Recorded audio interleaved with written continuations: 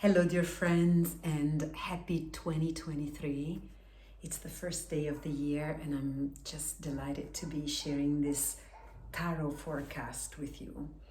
So, let's begin by taking a moment to gather into one's body, feel a sense of rootedness to the ground, and feel a sense of ease and relaxation, remembering that the divine is holding each one of us in a warm embrace, and that we need not worry, about the uncertainties of the future or the memories of the past, the mistakes we may have made or projections for the new year. We can just take a moment right now to be quiet and feel the body and calm the emotions, calm the mind. So take a deep breath in and release, and align your body naturally as it wants to align within the limitations of this moment in your life. So I'm going to draw from 4 decks, and I'll draw 4 cards for the 2023 forecast. So the first one is from a deck that is inspired by the indigenous Seneca tribe of northern New York State in the United States. I'm actually going to bring this down a moment so you can see what I'm doing, okay? There. And I have my windows open, and there are people walking by and dogs and life. Okay, so that's one of the messages of this year. Let life flow. Okay, that's for sure.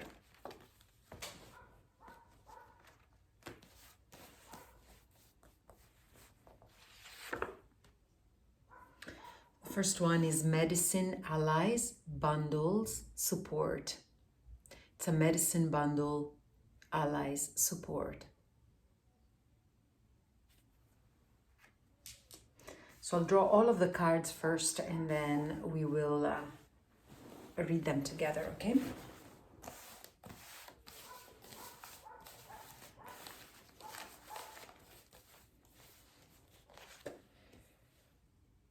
Sundance, self-sacrifice.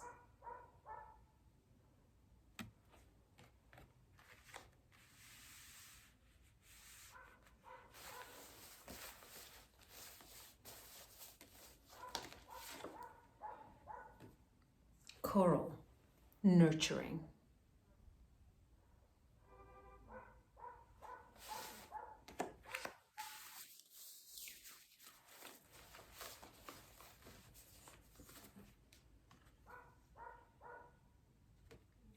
Power place, earth connection, empowerment. So these are the 4 that are coming from this deck. I'll draw the others as well, and then offer my own personal interpretation of them.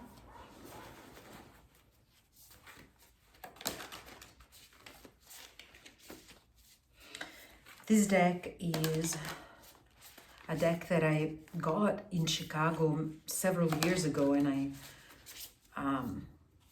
kind of misplaced the box because I moved 4 times. So I don't know. I don't know the name of the deck, but it's okay. Okay. Rattle, disperse. Okay. Beginning to make sense.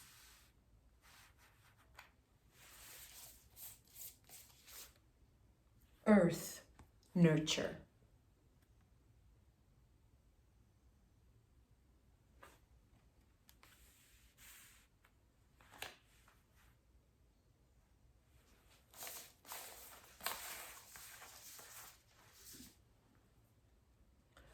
Conch shell, calling.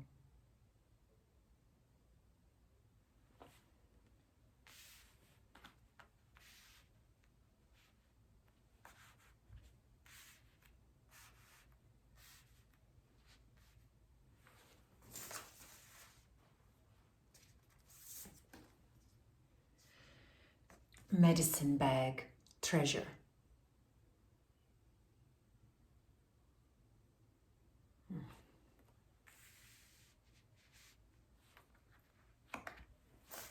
And lastly, from the Oswald Wirth Tarot, just the major arcana of the tarot.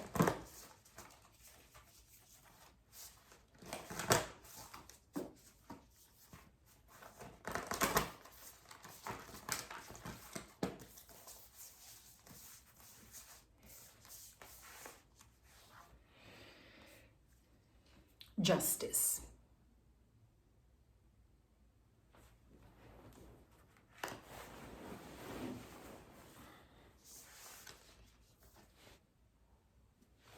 The Empress.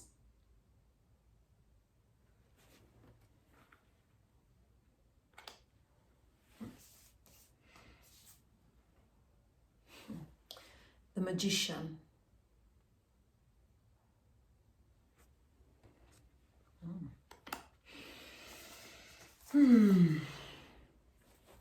The High Priestess. Okay.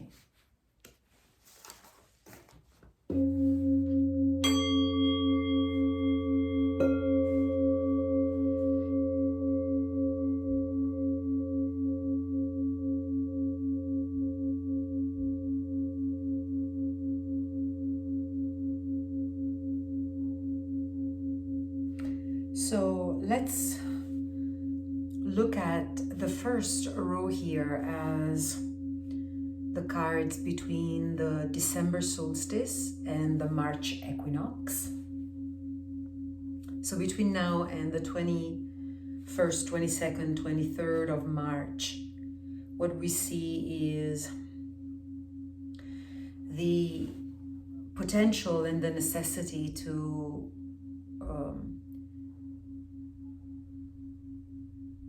call in and recognize the allies and the type of support that we need.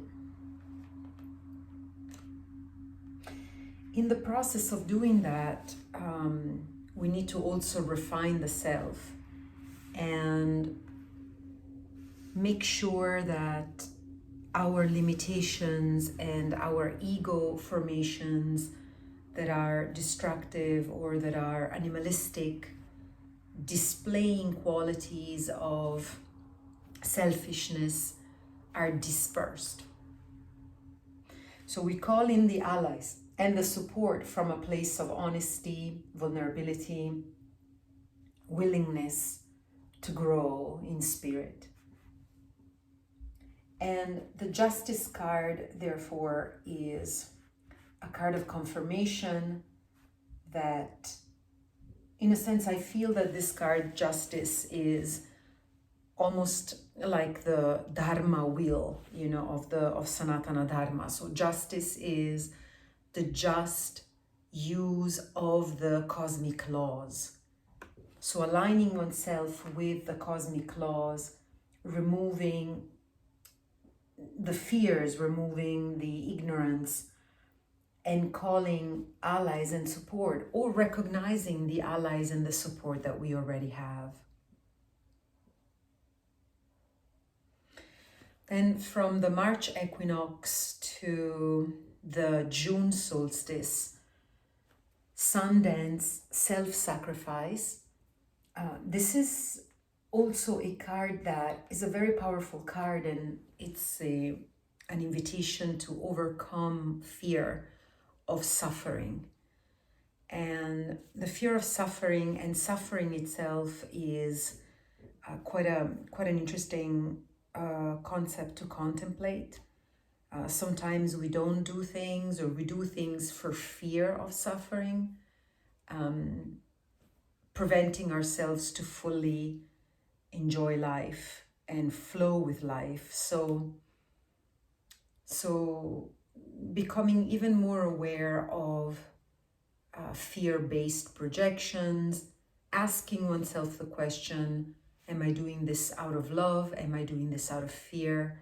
For the self, for others, for the planet, And sacrificing, the self-sacrifice is the sacrificing of the ego again. So it's in a sense offering oneself to something greater and finding nourishment and nurture. So while we offer ourselves, you know, that's an interesting teaching from the lineage of Swami Gitananda. If you want to offer your ego, the ego needs to be healthy and rich. Otherwise, what are you offering really? So taking care of oneself, nurturing the self, connecting with earth. It's beautiful because this is a sprouting, and we're talking about the spring equinox in the northern hemisphere. It corresponds to the beginning of spring.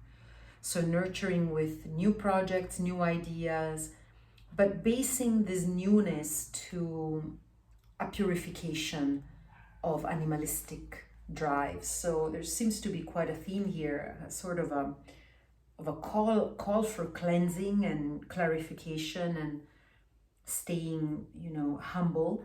I like that the Empress is connected to Venus and to the earth, and to spring and to the bountifulness of the earth. So connecting to the earth, perhaps learning to grow a garden or fostering your garden or the inner garden of your creativity.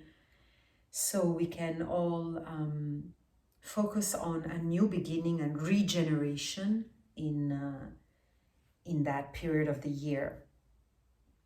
The June solstice to the summer equinox is again nurturing. I like that this is coming again. Coral is also a protective living being. Coral is not a stone, it's a living organism, red and fiery. So in this particular card, it is nurturing, and it seems to continue the theme of nurture that we see here. And so what is this nurturing about? There's a conch shell calling, so manifesting something that you really want to call into your life. So it seems to be preceded by this coming to terms with one's limitations, cleansing, reviewing one's dharma, understanding who the allies are in your life, and then cleansing, connecting to the earth, to one's body as the earth. And then once that is done, then calling in. And the Magician is also a card of manifestation by naming. It's a very powerful card. It's, you know, the mind of the Magician is the greatest tool. That this is also an aspirant or a spiritual seeker. You can see the number 8 here, or the symbol of the infinite here that crisscrosses on the third eye of the Magician. All of the elements are here: earth, fire, air, water, and ether. And so the fact that these are together, you know, that there's a calling, that there's a manifestation, and that the Magician is reminding us that it is possible to manifest what's best for us. But in order to know what's best, there seems to be a big process of cleansing and rooting, grounding. And then from the fall, or at least the September equinox to next December solstice, we have a deep dive into the spiritual life, because there's the connection of power places. So a connection of the spirituality of particular sites, natural sites. This seems to be the red rocks of Arizona or New Mexico, high desert. But any site, you know, it could be a natural site and also a temple or a church or a place that is a power place for you.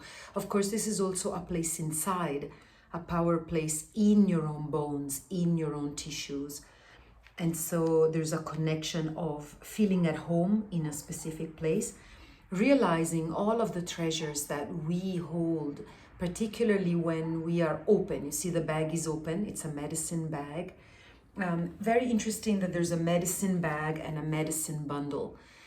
So the inner medicine, but also learning from mentors, learning techniques and methods and principles and practices that support the health of the environment and of ourselves, of others.